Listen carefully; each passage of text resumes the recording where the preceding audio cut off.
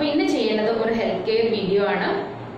അത് കുട്ടികൾക്ക് വേണ്ടിയിട്ടാണ് കേട്ടോ. കുട്ടികൾക്ക് ഇങ്ങനെ എപ്പോഴും ഉണ്ടാവുന്ന അസുഖങ്ങൾക്കും കാര്യങ്ങൾക്കും വേണ്ടിയിട്ട് ഒരു 2 ടിപ്സ് പറഞ്ഞു തരാനായിട്ടാണ് ഈ വീഡിയോ ചെയ്യുന്നത്. അപ്പോൾ സിമ്പിൾ ടിപ്സ് ഫാമിലിയിൽ ഒരുപാട് അമ്മമാരില്ലേ. അപ്പോൾ ഈ കുട്ടികൾക്ക് ഇങ്ങനെ ഉണ്ടാവുന്ന അസുഖങ്ങൾ എന്ന് വെച്ചിട്ടുണ്ടെങ്കിൽ സ്കൂളിൽ പോയി തുടങ്ങുമ്പോൾ കുട്ടികൾക്ക് മാസത്തിൽ 1, 2, 3 പ്രാവശ്യം ഒക്കെ അസുഖങ്ങൾ വരും. ഇങ്ങനെ പ്രത്യേകിച്ച് ചുമ, അതുപോലെ തന്നെ പനി, ഇങ്ങനെയുള്ള അസുഖങ്ങളൊക്കെ മിക്ക കുട്ടികൾക്കും വരാറുണ്ട്. അപ്പോൾ ഇത് നമ്മൾ ചെറിയ ചെറിയ കാര്യങ്ങളൊന്ന് ശ്രദ്ധിച്ചു കഴിഞ്ഞിട്ടുണ്ടെങ്കിൽ ഈ കുട്ടികൾക്ക് ഉണ്ടാവുന്ന ഈ അസുഖങ്ങൾ നമുക്ക് പെട്ടെന്ന് തന്നെ മാറ്റിയെടുക്കാൻ പറ്റും.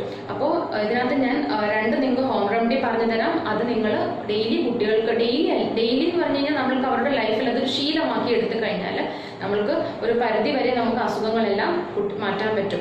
ഈ അസുഖങ്ങൾ വരുമ്പോൾ ഒരു പ്രശ്നം എന്ന് വെച്ചിട്ടുണ്ടെങ്കിൽ നമ്മൾ ഇവരെ കൊണ്ടുപോയിട്ട് ഹോസ്പിറ്റലിൽ കൊണ്ടുപോകും, ആന്റിബയോട്ടിക്സ് നിറയെ കൊടുക്കും. അത് കാരണം അവർക്ക് വേറെ കുറേ പ്രോബ്ലംസ് ഉണ്ടാവും. അപ്പം ബെറ്റർ അസുഖം വരാതെ നമ്മൾ നോക്കുന്നത് തന്നെയാണ് അല്ലേ.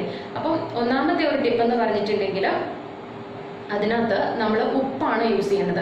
അപ്പം ഈ ഉപ്പ് ചെറിയ ചൂടുവെള്ളത്തിൽ കുട്ടികൾ സ്കൂളിൽ നിന്ന് വരുന്ന ഉടനെ ഒരു ചെറിയ ചൂടുവെള്ളം ഒരു ഗ്ലാസ്സിൽ എടുത്തിട്ട് ഒരു ചെറിയ സ്പൂൺ ഉപ്പ് അതിനകത്തേക്ക് ഇട്ട് അത് കലക്കിയിട്ട് എന്ത് ചെയ്യണം, കുട്ടികൾക്ക് വായിൽ കൊണ്ട് തുപ്പാൻ പറയണം, തൊണ്ടയിൽ കൊണ്ടിട്ട് തുപ്പാൻ പറയണം. അങ്ങനെ ഇത് നിങ്ങൾ ഒന്നിടവിട്ടുള്ള ദിവസങ്ങളിൽ ചെയ്യുകയാണെങ്കിൽ ഇപ്പോൾ തിങ്കളാഴ്ച ചെയ്ത് കഴിഞ്ഞാൽ ചൊവ്വാഴ്ച വേണ്ട, ബുധനാഴ്ച ചെയ്യുക. അപ്പം ഇത് ഈ ഒരു രീതിയിൽ കുട്ടികൾക്ക് ചെയ്യുക. ഇങ്ങനെ ചെയ്യുന്നതുകൊണ്ടുള്ള ഗുണം എന്ന് വെച്ചിട്ടുണ്ടെങ്കിൽ ഈ ഉപ്പിനകത്ത് നിറയെ സോഡിയം ഉണ്ട്. അപ്പോൾ ഈ സോഡിയം ഈ നമ്മുടെ തൊണ്ടയിൽ, നമ്മുടെ ആയാലും കുട്ടികളുടെ ആയാലും ഒക്കെ തൊണ്ടയിലാണ് കൂടുതലും ബാക്ടീരിയാസ് വന്നിരിക്കുന്നത്. അപ്പം ഈ വന്നിരിക്കുന്ന ബാക്ടീരിയാസിനെ അവിടുന്ന് സോഡിയത്തിന്റെ കോൺസെൻട്രേഷൻ കാരണം അത് അവിടെ ഇരിക്കാനായിട്ടുള്ള അതിനൊരു സിറ്റുവേഷൻ അല്ലെങ്കിൽ ഒരു ഇത് കൊടുക്കില്ല. അപ്പോൾ അവിടുന്ന് ബാക്ടീരിയാസ് മുഴുവനും പോവുകയും ഇങ്ങനെയുള്ള അസുഖങ്ങൾ ഉണ്ടാവാണ്ടിരിക്കുകയും ചെയ്യും. പിന്നെ രണ്ടാമത്തെ ഒരു ടിപ്പ് എന്ന് വെച്ചിട്ടുണ്ടെങ്കിൽ നിങ്ങൾ മഞ്ഞപ്പൊടി പാലിൽ, എല്ലാ കുട്ടികളും പാല് കുടിക്കണല്ലേ, ദിവസവും മിക്ക കുട്ടികളും പാല് കുടിക്കാറുണ്ട്. അപ്പോൾ ഈ പാല് കുടിക്കണതിനകത്ത് 2 നുള്ളും മഞ്ഞപ്പൊടി അവർക്ക് ശീലമാക്കുക. അപ്പോൾ 2 നുള്ളും ഇട്ട് കഴിഞ്ഞാലൊന്നും അവർക്ക് മഞ്ഞപ്പൊടി ടേസ്റ്റ് ഒന്നും അവർക്ക് അറിയാം, മീൻസ് വലിയ ഉണ്ടാവില്ല, വലിയ അങ്ങനെയുള്ള വലിയ ഒരു ടേസ്റ്റ് വ്യത്യാസം അങ്ങനെയൊന്നും ഉണ്ടാവില്ല. പിന്നെ ഒരു ശ്രദ്ധിക്കേണ്ട ഒരു കാര്യം എന്ന് വെച്ചിട്ടുണ്ടെങ്കിൽ ഈ മഞ്ഞപ്പൊടി നമ്മൾ ഓർഗാനിക് ആയിട്ടുള്ളത് വേണം കേട്ടോ കുട്ടികൾക്ക് കൊടുക്കണം. അപ്പോൾ നമ്മൾ മഞ്ഞപ്പൊടി യൂസ് ചെയ്യുമ്പോൾ അത് ഓർഗാനിക് മഞ്ഞപ്പൊടി തന്നെ ഉപയോഗിക്കാൻ ശ്രദ്ധിക്കുക.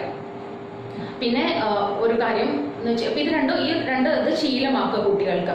പിന്നെ നമ്മളിത് ചെയ്യേണ്ടതെന്ന് വെച്ചിട്ടുണ്ടെങ്കിൽ സ്കൂളിൽ നിന്ന് കുട്ടികൾ വരുമ്പോഴേ ചില അമ്മമാരാണെങ്കിൽ യൂണിഫോം ഇട്ടുകൊണ്ട് അവരെ കുറേ സമയം നടത്തും.